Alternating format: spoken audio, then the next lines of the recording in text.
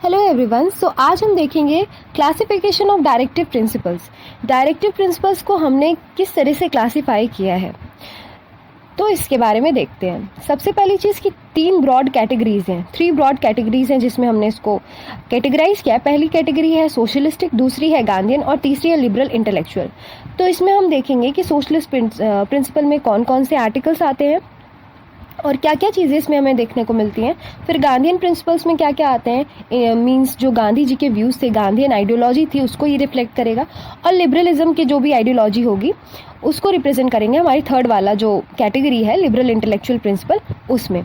तो देखते हैं। सबसे पहला है सोशलिस्टिक प्रिंसिपल। सोशलिस्टिक प्रिंसिपल में जो सोशलिज्म की आइडियोलॉजी है इसको रिफ्लेक्ट किया जाता है, जिसमें सबसे पहला हम देखें तो इसमें हम आर्टिकल 38 जिसमें हम बात करते हैं कि हमें जो वेलफेयर है पीपल का उसको प्रमोट करना है और इंश्योर करना है सोशल जस्टिस, इकोनॉमिक जस्टिस और पॉलिटिकल जस्टिस। और इसमें हम देखें तो इसमें ये भी कहा जाता है कि जो भी इनइक्वालिटीज़ है उसको कम करना है, इनकम इनइक्वालिटीज़ है उसको कम करना है।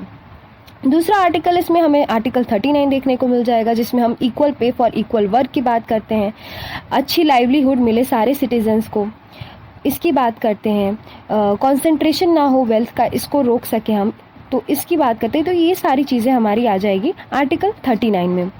फिर आर्टिकल 39A, इसमें हम बात करते हैं कि हमें इक्वल जस्टिस को प्रमोट करना है और प्रोवाइड करना है फ्री लीगल एड जो भी पुअर्स हैं उनको। तो ये आर्टिकल 39A हो जाएगा। फिर नेक्स्ट आर्टिकल इसमें हमारा आता है आर्टिकल 41 में ये हम बात करते हैं कि एजुकेशन जो है उसको सिक्योर करना है और जो पब्लिक असिस्टेंस है उसको देना है इन केस ऑफ अनएम्प्लॉयमेंट। तो ये आर्टिकल 41 हो जाएगा। और राइट टू वर्क को भी हमें सिक्योर करना है।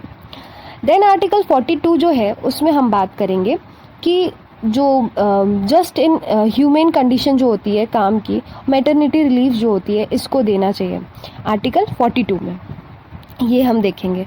फिर आर्टिकल 43 है जिसमें ये है कि एक लिविंग वेज जो है उसको हम सिक्योर कर पाए, ठीक है, एक डिसेंट स्टैंडर्ड ऑफ लाइफ हर एक सिटीज़न को मिले, तो ये सारी चीज़ों को हम इंश्योर कर पाए। और सोशल और कल्चरल अपॉर्चुनिटी सारे वर्कर्स को भी दी जाए।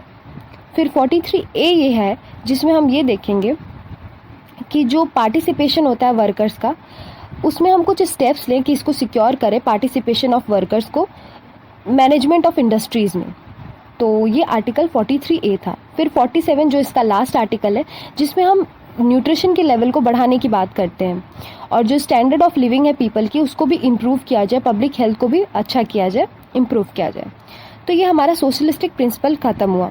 अब हम देखते हैं गांधीयन प्रिंसिपल में। गांधीयन प्रिंसिपल में इसमें जो गांधी जी की आइडियोलॉजी है इसको ही रिफ्लेक्ट करता है।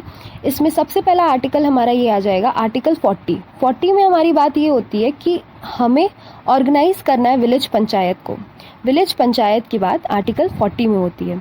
कॉटेज इंडस्ट्री की भी बात करते हैं गांधी जी हमारे, जो ये कहते हैं कि हमें प्रमोट करना चाहिए कॉटेज इंडस्ट्री को, तो ये आर्टिकल 43 में आ जाएगा। फिर 43B में ये आ जाएगा कि कोऑपरेटिव सोसाइटीज़ आर्टिकल 43B में आ जाएगा, इसको भी हमें प्रमोट करना है। फिर आर्टिकल 46 में जो एससीज और एसटीज़ हैं इनके इकोनॉमिक इंटरेस्ट और इनके एजुकेशनल को भी प्रमोट करना चाहिए, इनके एजुकेशन को, तो इसकी बात हम कहते हैं 46 में। 47 में जो भी इंटॉक्सिकेंट्स हैं, इंटॉक्सिकेटिंग ड्रिंक्स हैं, उसको हमें प्रोहिबिट करना है, उसको हमें नहीं कंज्यूम करना है, तो इसकी बात हमें इसमें देखने को मिलती है 47 में। 48 में ये है कि जो भी स्लॉटर ऑफ काउज हो रहे हैं इसको प्रोहिबिट करना है, इसको रोकना है। तो ये हो गया हमारा गांधीयन प्रिंसिपल कंप्लीट। फिर अब देखिए लिबरल इंटेलेक्चुअल प्रिंसिपल में, तो इसमें जो भी आइडियोलॉजी है लिबरलिज्म की इसको रिफ्लेक्ट किया जाता है। और इसमें सबसे पहला आर्टिकल देखें तो आर्टिकल 44 जो आजकल न्यूज़ में भी है और आप सब इससे अवेयर भी होंगे, यूनिफॉर्म सिविल कोड, कि इसे हमें लाना चाहिए यूनिफॉर्म सिविल कोड को, आर्टिकल 44। तो आर्टिकल 44 में ही ये दिया हुआ है यूनिफॉर्म सिविल कोड के बारे में, DPSP के। फिर आर्टिकल 45 जिसमें हम एजुकेशन की बात करते हैं कि हमें एजुकेशन प्रोवाइड करना चाहिए चिल्ड्रंस को, और जब तक कि वो 6 इयर्स की एज तक की उनकी एजुकेशन को हमें प्रोवाइड करवाना चाहिए, ठीक है। आर्टिकल 45, इसको 86th अमेंडमेंट के थ्रू ऐड किया गया था। 86th अमेंडमेंट हमारा 2002 में हुआ था। फिर आर्टिकल 48 है जिसमें हम एग्रीकल्चर और एनिमल हस्बेंड्री को ऑर्गेनाइज करने की बात करते हैं। फिर 48A आ जाएगा जिसमें हमें अपने एनवायरनमेंट को प्रोटेक्ट करना चाहिए और इम्प्रूव करना चाहिए, सेफ गार्ड करना चाहिए जो भी फॉरेस्ट और वाइल्ड लाइफ हैं उनको। ठीक है, आर्टिकल 49 फिर आ जाएगा जिसमें हम ये देखेंगे कि हमें जो हमारे मॉन्यूमेंट्स हैं और हिस्टोरिक प्लेसेस हैं उसको हमें प्रोटेक्ट करना है, जिस पे भी हमारी नेशनल इम्पोर्टेंस है उसको, मतलब जो भी ऐसे हिस्टोरिक प्लेसेस हैं उसको हमें नेशनल इम्पोर्टेंस में डिक्लेयर करना है कि हमारे लिए बहुत ही इंपॉर्टेंट प्लेसेस हैं और उनको हमें प्रोटेक्ट करना है। फिर आर्टिकल 50 आ जाएगा जिसमें हम ये देखेंगे कि हमें जो ये जुडिशरी है और एग्जीक्यूटिव है इसको सेपरेट करने की बात की जाती है। आर्टिकल 50, फिर आर्टिकल 51 जो इसमें लास्ट है जिसमें इंटरनेशनल पीस जो है उसको प्रमोट करना है, इंटरनेशनल लॉज की रिस्पेक्ट करनी है, जो भी ट्रिटी एंड ऑब्लिगेशंस है उसको हमें उसकी रिस्पेक्ट करनी है। तो ये था हमारा इसका कैटेगरी, तीनों कैटेगरी हमने देख ली इसमें, सोशलिस्टिक, गांधीयन और लिबरल इंटेलेक्चुअल। तो ये हमारा क्लासिफिकेशन ऑफ डीपीएसपी कंप्लीट होता है।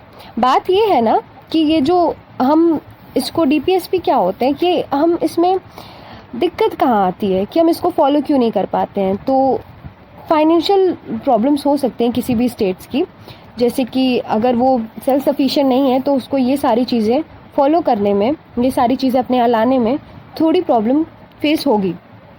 तो इसीलिए हमने इसको नॉन जस्टिसेबल बनाया है। इसका मेन रीज़न यही है कि डीपीएसपी को हमने नॉन जस्टिसेबल क्यों बनाया है, क्योंकि जब इसको लाया गया था तो उतनी हमारी फाइनेंशियल जो हमारी फाइनेंशियल कंडीशन थी वो उतनी अच्छी नहीं थी, इसलिए हमने इसको, हम नहीं हर चीज़ इस पे लागू कर सकते, हर चीज़ फॉलो नहीं कर सकते।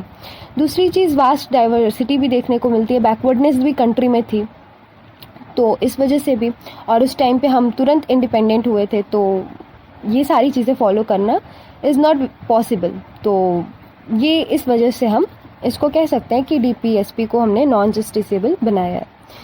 तो आज के लिए थैंक यू, फिर मिलते हैं नेक्स्ट वीडियो में।